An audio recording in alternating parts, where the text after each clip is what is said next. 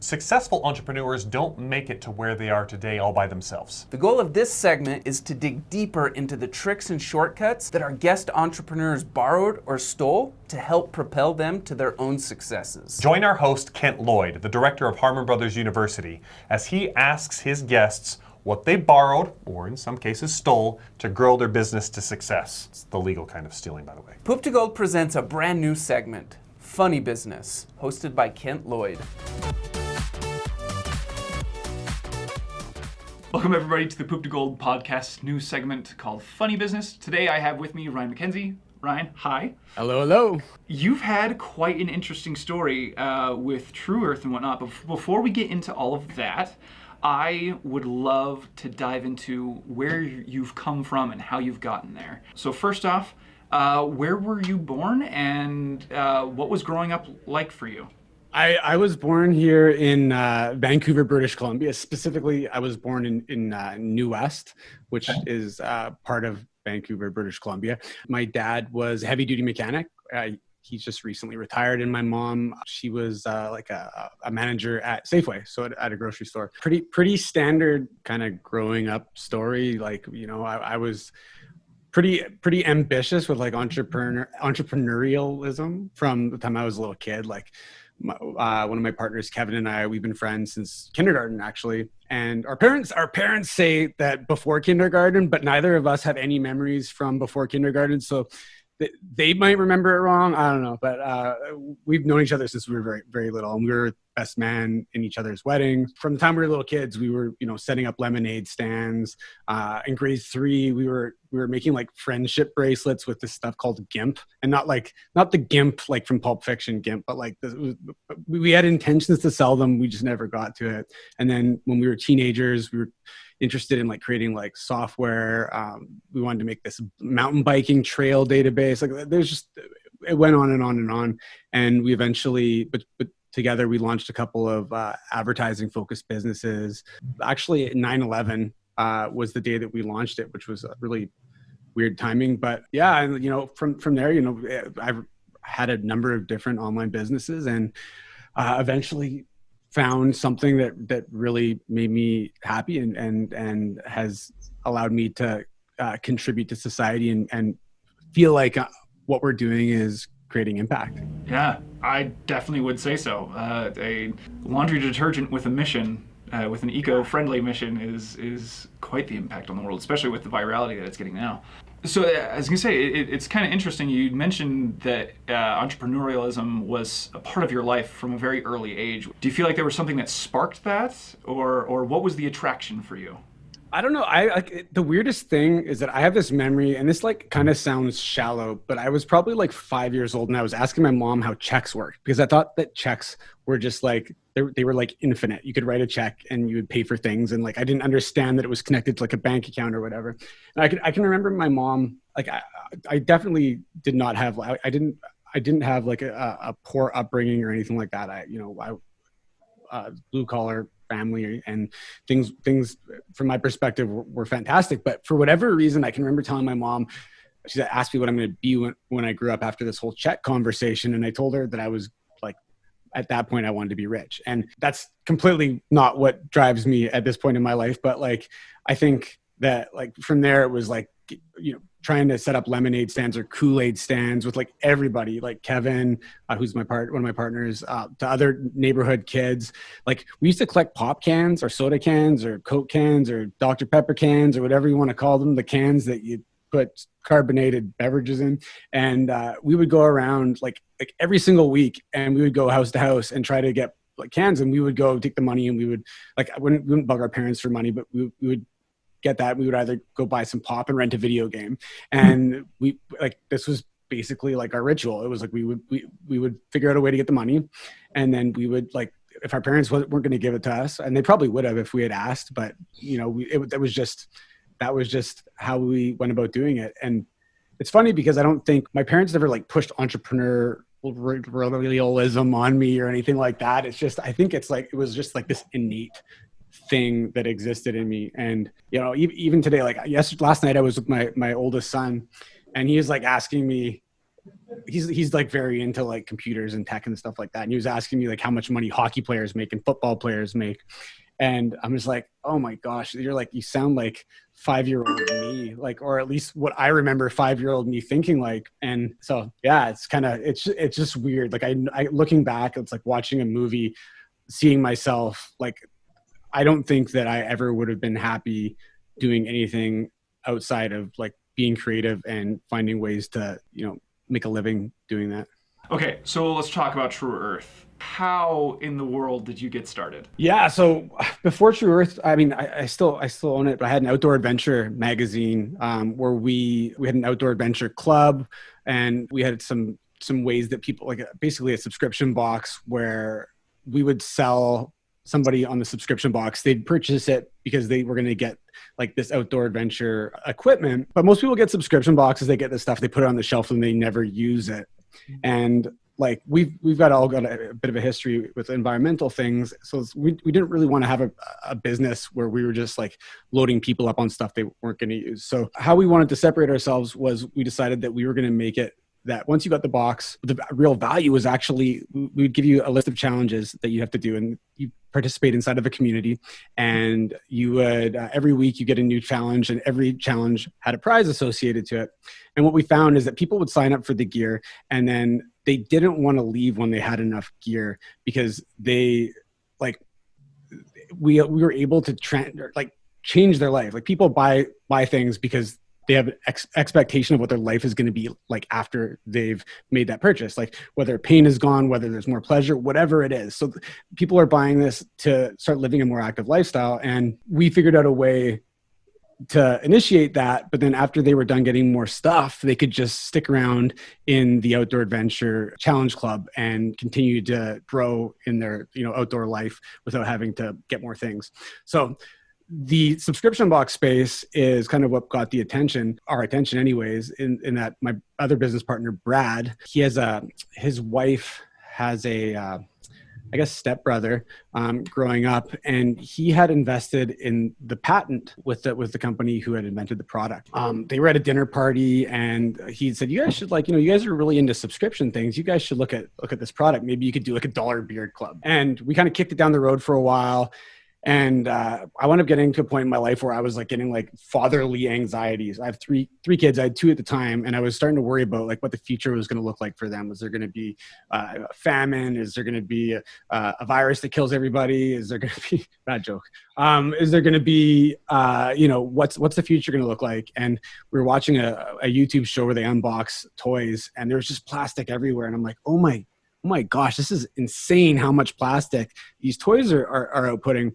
And I started doing some research and looking into like what percentage of plastic gets recycled and whatnot. And I was like, that laundry detergent, I wonder, we never tried it. I wonder if it is as good as they say it is. And like, this is what it looks like. I did not think, there's a lot of light coming in my window, but this is what it looks like. I just didn't think that it would work. So we had some sent in to us. We tried it, and we're all blown away, Brad, Kevin, and I.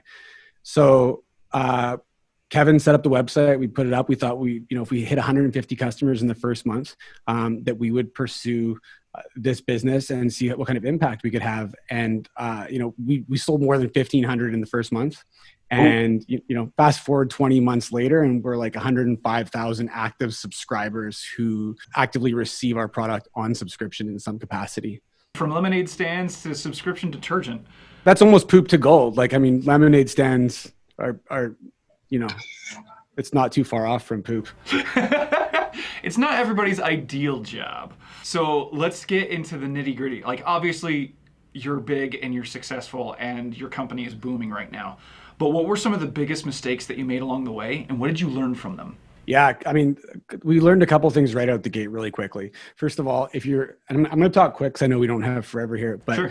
One big thing, if you're offering a product on subscription, to make sure that you allow people the opportunity to choose either the volume or the frequency of their deliveries. For us, we offered monthly. That was it.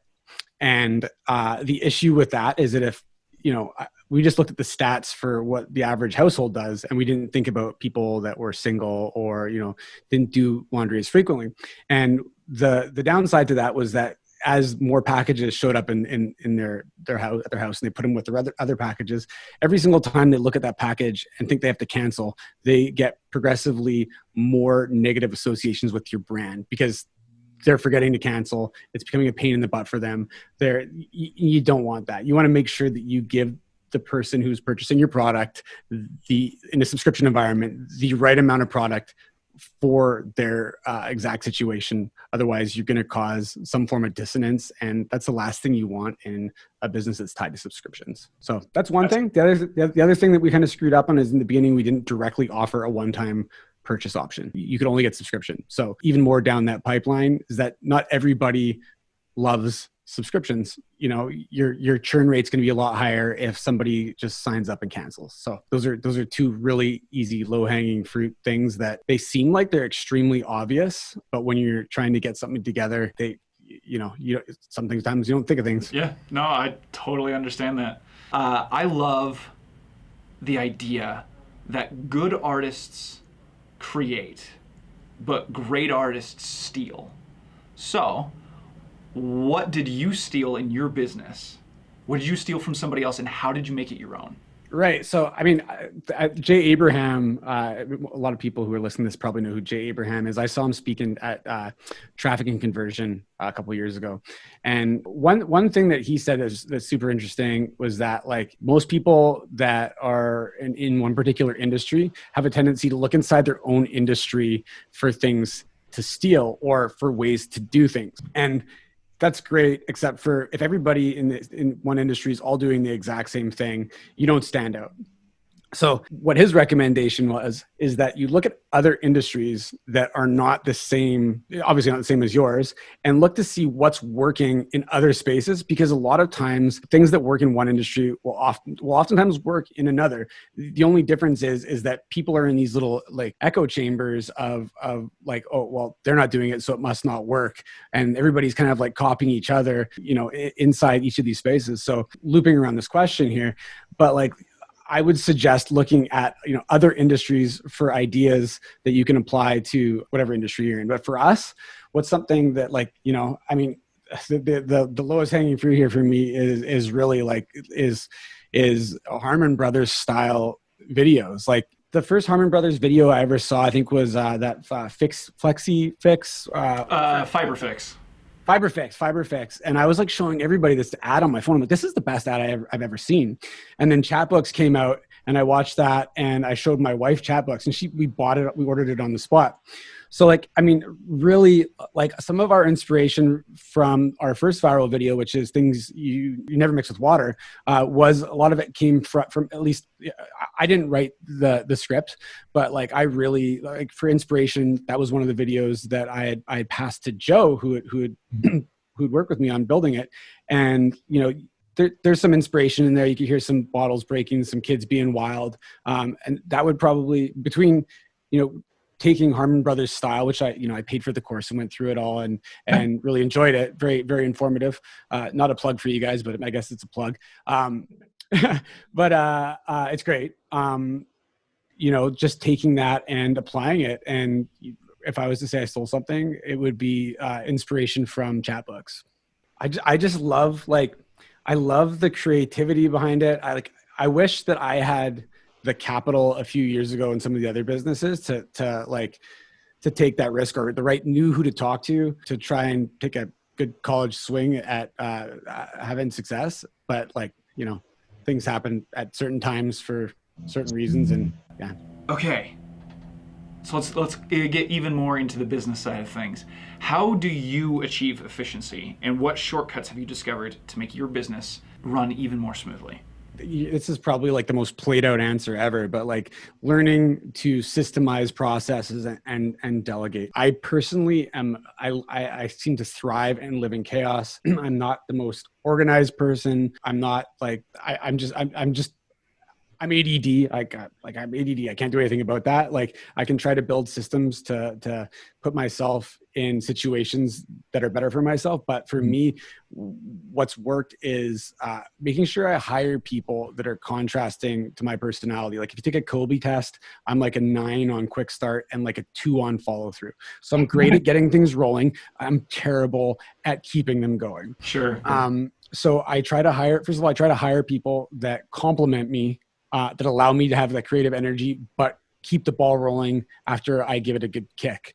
That's one thing. And then, it's like creating very systemizing as much stuff as physically possible. And just getting good people helping you out. Like I'm also terrible at email, responding to LinkedIn. So I hired an executive assistant, and she basically controls like everything that happens in my life, because if I have to do it, I'm stuck with anxiety. I'm stuck stressed out. I'm stuck doing something that I'm not good at. So I try to set up my life in a way that I get to just stick in the area where I excel. So what sort of marketing did you do before you did the Harmon Brothers style ad that you did with Joseph Wilkins? So I've had a couple ads that were fairly successful, and like a lot of like image type creative that was kind of boring with more written copy. But I took a crack at a video myself, Harmon Brothers style without the humor. So like just more so the structure. And it did pretty well on YouTube, did okay on Facebook. But the last year and a half has really been like a video journey for me per se, because I've been running Facebook ads since like probably 2013 or 2012. And up until probably, I want to say a little over a year and a half ago, I was all image ads, maybe a couple testimonials with videos. And I always thought that video ads like didn't really work, because I think, I was biased. I sucked at them for, at the end of the day. I just sucked at it. Let's call a duck a duck. I sucked. No, I can definitely get that. For a lot of people going into video, they just don't want to do it because of the barrier to entry. It's a whole nother field of work that they have to master, whereas they can just tell a graphic designer, throw some words on a picture and call it good, and you can crank that out in less than a day.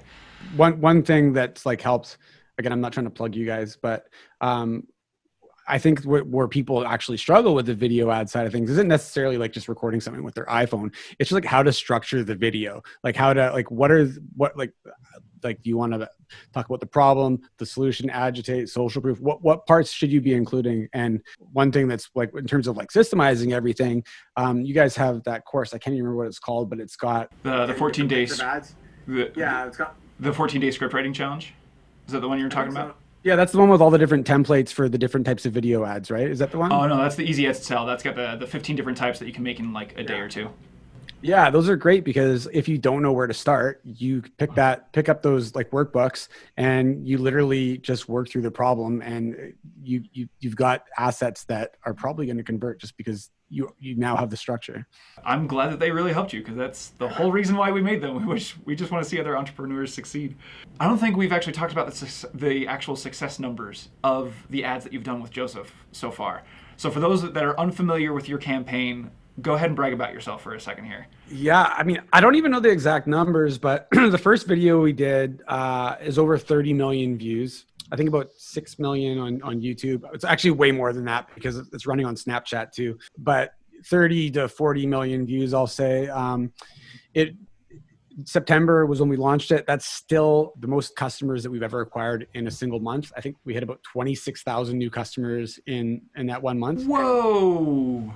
Yeah, and we launched on like the 14th, so it did pretty well, and it's still being passed around and doing fantastic. And then the new one that we just launched, the actual launch was not the Monday that just happened, but the Monday before that. We did a couple days of testing, but the Monday was the first real launch, and I think we passed 7 million views on that today. Wow.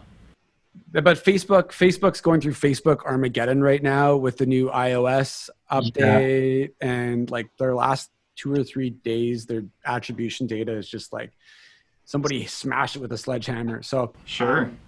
Yeah, that one's doing really well. I actually just got my shirts in the mail today. I ordered the shirts that were in the video, the Real Men Real Men Do Laundry. Yes.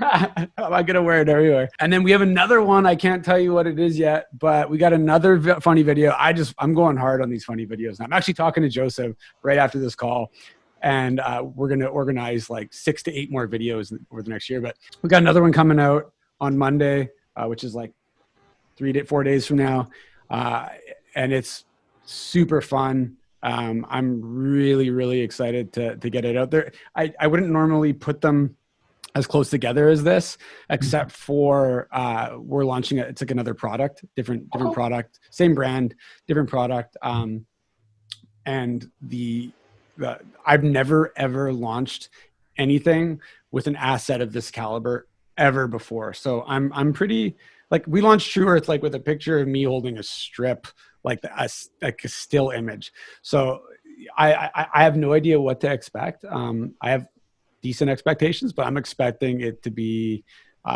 pretty fun. Cool. I'm excited to see it when it comes out. About how much revenue have those ads driven in for you just in the last couple of months? You know, I can't even honestly, like, millions. I don't, like, let's just say combined that they probably accounted for 40 to 50,000 customers. So I would, lifetime value, like at least $5 million, like at least. I that's not including things like, there's press that's been associated with it, like people talking about it, like everywhere. Like it's really hard to completely quantify outside of the fact that I know that it's an extremely powerful tool for us. That's awesome. I'm so happy for you guys, honestly. How do you stay on your cutting edge? Like of a business, or like of marketing, or of like let's performance, physical health. Yeah, what's your workout routine? No, let's stick with like business and also personal, because obviously your personal life affects it. But what do you do to make sure that you're always on your game? Because at this level, when you're having this much success, it's hard to keep that momentum rolling. It's between systemizing my life, my schedule, and like having Maria, my executive assistant, come in and help me organize my calendar and my life so that I can manage the things that I'm good at. That's like a huge thing. And then, like, we're at the size now, we got about 186 staff.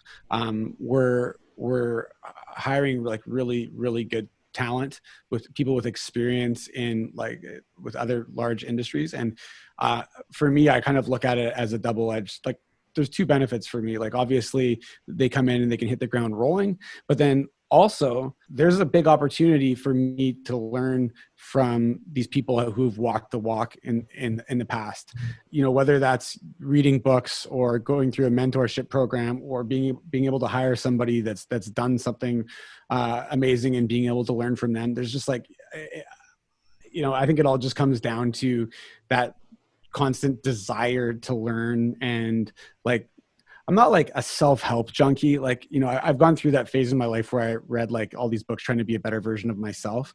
But now it's just like, it's more like, what am I currently struggling with that's causing me some sort of either overwhelm, anxiety, or grief, and like, instead of just brushing it aside, how do I address that, and how do I get it out of my life? Do I learn how to solve the problem and go through it, or do I learn how to avoid whatever's causing it, go around it, or do I find somebody else who's a pro at fixing it, and do I, like, bring in a contractor to smash that block out of the road and just walk over top of the rubble? Like, like, it's kind of those, instead of like, I'm just taking out whatever the current pain or the current struggle is, one block at a time. And, for me, that's what's allowing me to grow and move forward at a pace that probably makes some people feel sick, myself included. Yeah, I can definitely understand that, especially when you have such explosive growth like that all at once. You're absolutely killing it. I think you're making really great strides. For the people at home who've never heard of you before, which I don't know how that's possible with 40 million views on a single ad and stuff like that. Where can they go to find out more about your detergent strips? Yeah, they can go to hit my head on my mic. www. Oh, it's too bright. www.tru.earth. It's true without the e and .earth. Or if you want to connect with me, you're more than welcome to. I'm on Facebook. I'm also on LinkedIn. If you do add me on Facebook, just send me a message. So because if you don't send me a message and I don't recognize who you are, then I probably will let you live in a friend request zone. But if you send me a message and say hi, then I'm happy to connect. Well, Ryan, thank you so much for being here. This has been absolutely fantastic. I've loved learning more about your story. I think you have a very interesting spin on life to show people. So let's stay in touch. Obviously, I love hearing more about you and Joe's story together. I'm excited about these new launches of the products and the new 6 to 8 different ads. Yeah, keep me in the loop, and maybe we'll have to have you on again in the future. I'd be very excited to hop on anytime you want, man. I appreciate you having me. Well, thank you so much, and I'll see you guys on the next episode. Want to learn the tricks of our trade? We have them all laid out in our courses on Harmon Brothers University. This isn't surface level stuff here. This is our entire playbook, all our secrets laid out in full. The same training we give our own employees. You'll find courses on ad buying, writing video scripts to sell your product or service, creating the kind of large production ads we're known for, even making short ads using nothing but your cell phone. If you're looking to use video marketing to take your business to the next level, Harmon Brothers University has the course for you. Our students have seen incredible growth in their businesses by implementing what they learned in our courses. Take these reviews as living proof. We've now got multiple campaigns that are in the millions of views and in the multiple millions of dollars in sales. Within a week, we're close to 10 million views, over $1 million in sales, and most impressively, we've covered 100% of the production costs in the first 24 hours of releasing it. We saw immediate results. Sales went up 10x the first day. The first video we did is over 30 million views, the most customers that we've ever acquired in a single month. I think we hit about 26,000 new customers. Go to harmonbrothersuniversity.com to start accelerating your business's growth with video.